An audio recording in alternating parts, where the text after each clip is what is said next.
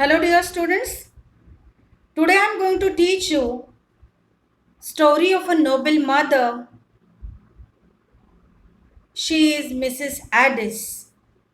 Section 1, prose number 1.5 in your textbook. This lesson is written by an English novelist and poet, Sheila KSmith. Many of her novels were set in the borderlands of Sussex and Kent in the English regional tradition. Her book, The End of the House of Allard, became a bestseller. The story is about a peasant woman who finds a desperate young man at her doorstep, pleading of her to give him protection from the police.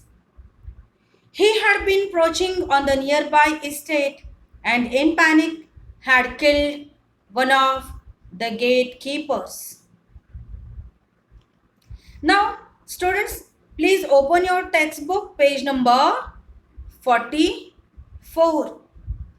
Before starting the actual lesson, let us first be introduced to the characters. We have 7 characters in the story. Mrs.Adis, mother of Tom, lady of 42 years from a pleasant family of a farmer community, with a hard face, skin with lots of wrinkles on it. Tom, son of Mrs. Adis, son, her only son, a loving son. Peter Crouch, Tom's friend. Whittler, keeper of Scotney Castle. The Boormans and Old Crouch. Students, let me tell you, Tom and Peter studied together at National School of Lumberhurst. Then their friendship had not broken by their very different characters and careers. That means they had very good friendship even though they had many differences. Now, Mrs.Adis, the main character of the lesson, lived in her cottage in the agricultural district of Sussex. Sussex is a country in the south of England. Now, county is an area in Britain that has its own government. Now the story starts. In northeast Sussex, a great tongue of land runs into Kent. It is a land of woods. The old hammer woods of the Sussex iron industry, and among the woods gleam the hammer ponds. Now students, it is a land of woods of the Sussex iron industry and among the woods of hammer ponds. Here, wood means forest. Hammer woods, it is named so because there was iron industry in the past. Iron used to be make timber or wooden bark of the big trees in the forest and still water pond nearby. So the word formed as hammer ponds. It was a thick forest. Trees were there, roads were there, which were passes Mrs.Adis's cottage. Owing to the thickness of the woods, the road that passes Mrs.Adis's cottage is dark long before the fields beyond. That night there was no twilight and no moon, only a few pricks of fire. It was very dark because of the thickness of the forest. Students, this is a story of a night, dark night. That was a dark night, no twilight, no moonlight, only a few pricks of fire in the black sky above the trees. What a beautiful expression of the writer. Few pricks of fire means some stars in the black sky above the trees. But what the darkness hid, the silence revealed. In the absolute stillness of the night, windless and clear, every sound was distinct, intensified. And that night, there was such kind of silence that even the smallest voice or noise could be intensified, could be identified clearly. The distant bark of a dog at Delmorden sounded close at hand. Close at hand means nearby. And the man who walked on the road could hear the echo of his own footsteps walking him like a knell. Knell means a bell. Now, on that night, in that silent night, a man was walking on the road and he was alone at that time, living behind the forest. He was walking fast with long footsteps. Every now and then, he made an effort to go more quietly, but the roadside was a mass of thorns, and their crackling and rustling were nearby as loud as the thud of his feet on the road.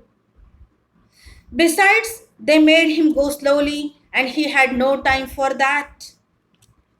Now, these bushes on the roadside made him go slowly, and he had no time. He had no time to walk slowly. The man was in a hurry to walk through the road. When he came to Mrs.Adis's cottage, he paused a moment. Only a small patch of grass lay between it and the road, and he looked in at the lighted, uncurtained window. He could see Mrs.Adis stooping over the fire, taking some pot or kettle of it. He hesitated and seemed to wonder. He was a big, heavy working man, not successful, judging by the poverty of his appearance. For a moment, he made as if he would open the window. Then he changed his mind and went to the door instead. While walking, the man came through the road to the cottage of Mrs.Adis. He stopped there. Her cottage was just beside the road. He saw a window. There was no curtain. He saw through the window Mrs.Adis. She was working in the kitchen, stooping over, means bending over fire, taking some pot or kettle of fire. It seemed she was about to cook food in the kitchen. He thought of entering her cottage, but how to enter? Through the window or through the door? He was a working man, not much clear in his appearance. He hesitated to enter, but he went straight into the kitchen. He did not knock, but walked straight in. The woman at the fire turned quickly round. Now, that man walked straight in the kitchen where Mrs.Adis was cooking something. She heard of his footsteps and quickly turned. "What, you Peter Crouch?" she said. "I didn't hear you knock." Now, that person who was walking on the road is given name as Peter Crouch. He was Peter Crouch. Mrs.Adis asked him, "What, you Peter Crouch? Now, at this time, I didn't hear you knock." He replied, "I didn't knock, ma'am. I didn't want anybody to hear." Peter Crouch replied that, "I did not knock, ma'am, because I myself didn't want anybody to hear knocking." Mrs.Adis asked, "How's that?" "I'm in trouble." His hands were shaking a little at that time. Peter Crouch replied, "I'm in trouble, ma'am. Please help me. I'm in trouble." His hands were shaking. He was frightened at that time. Mrs.Adis was surprised to see him in that condition. That man was trembling in fear. His hands were shaking. Mrs.Adis asked Peter Crouch, "What have you done?" Peter Crouch replied, "I shot a man, Mrs.Adis." Mrs.Adis was shocked. She asked Peter Crouch, "Did you kill someone?" Peter Crouch replied, "Yes, ma'am, I shot him."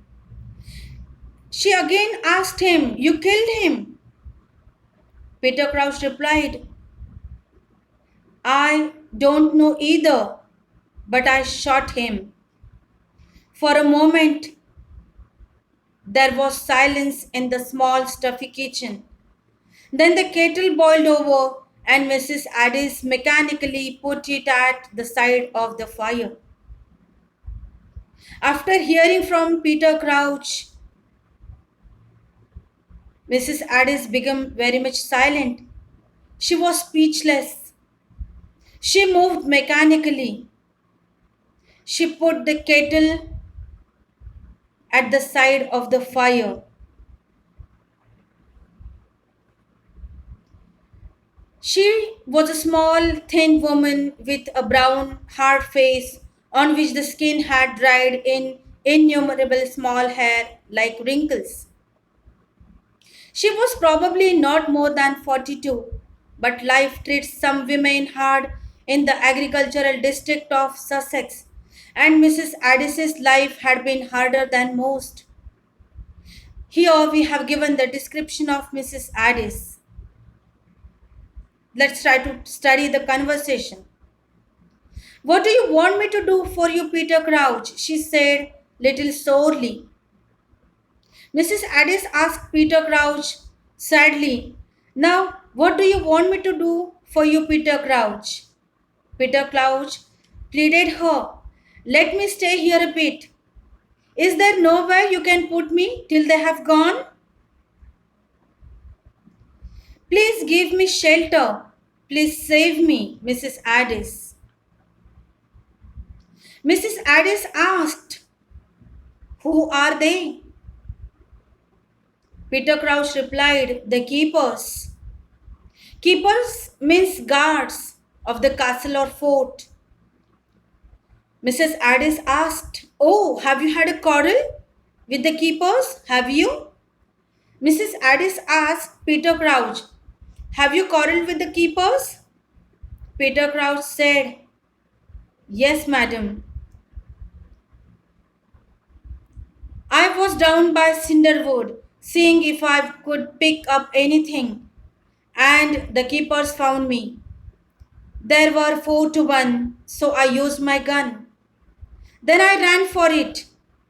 They're after me. They can't be far off now." Mrs.Adis did not speak for a moment. Crouch looked at her beseechingly. Peter Crouch replied, "It happened in Cinderwood, madam." Cinderwood is the name of wood.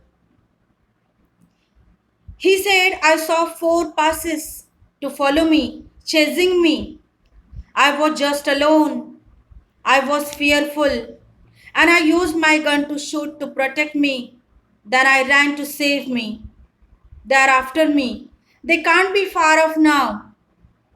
They are nearby only, and I am sure they are searching me.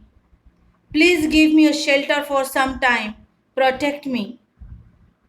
Mrs. Adis was puzzled. She was in a shock and could not speak for a moment. Peter Crouch looked at her beseechingly. Beseechingly means appealingly, with the hope of help, kindness. "You might do it for Tom's sake," he said. "You haven't been an over good friend to Tom," snapped Mrs. Adis. "But Tom's been a very good friend to me. He would want you to stand by me tonight." "Well, I won't say he wouldn't, for Tom always thought better of you than you deserved. Maybe you can stay till he comes home tonight. Then we can hear what he says about it. He will be up at work for an hour yet, and the coast will be clear by then. I can get away out of the country." "Where will you go?" "I don't know. There is time to think of that."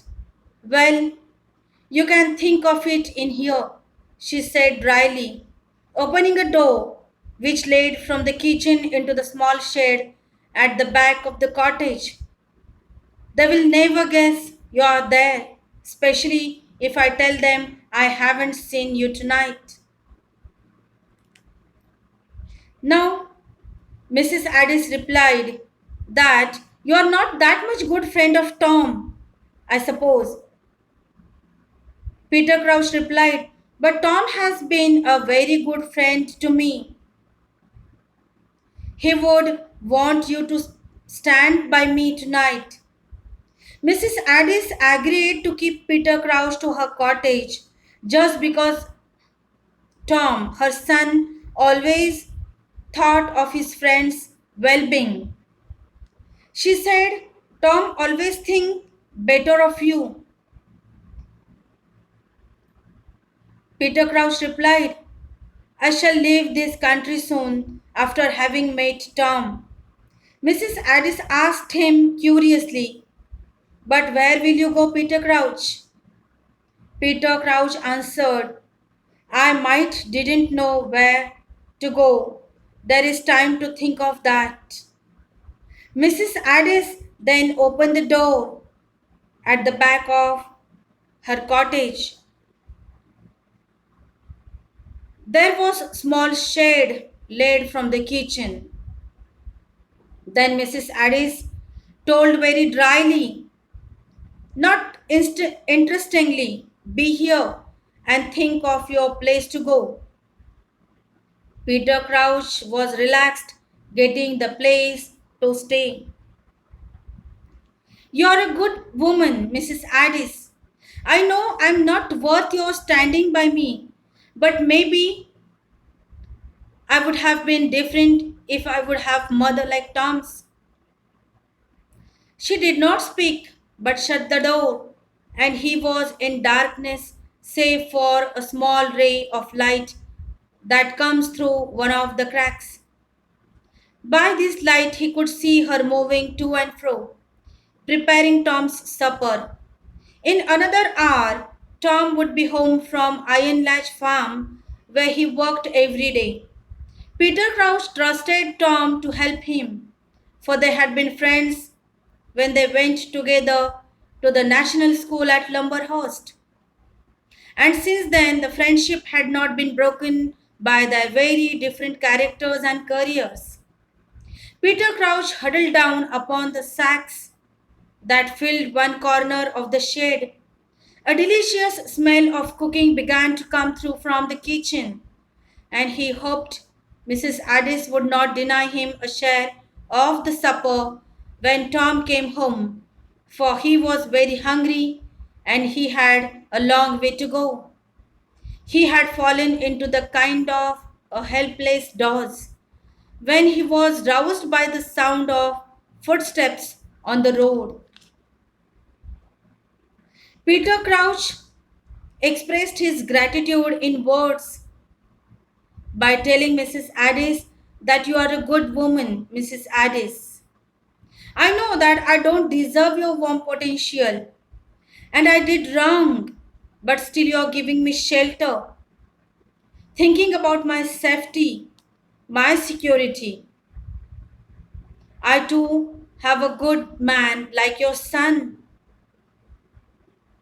If I would have a mom just like you in my life. Mrs. Addis heard of this but didn't speak and shut the door. Peter Crouch was in the darkness in the shed. There were many cracks on the wall of the shed. He got a small ray of light that comes through one of the cracks of the wall. By this light, he could see the kitchen where Mrs. Adis was preparing Tom's supper, who worked at Iron Latch Farm. Peter Crouch was very hungry, sitting in the shed in the darkness. Peter Crouch was thinking that when Tom would return, Mrs. Adis must give him supper and she gives supper to me too, while serving her own son Tom. Then he began to doze in the shed, but roused by the sound of footsteps on the road. Thus, today we have studied the lesson. The upcoming information of the lesson is also very much interesting, which we are going to learn in the upcoming video. Till then, do take good care of yourself. Thank you.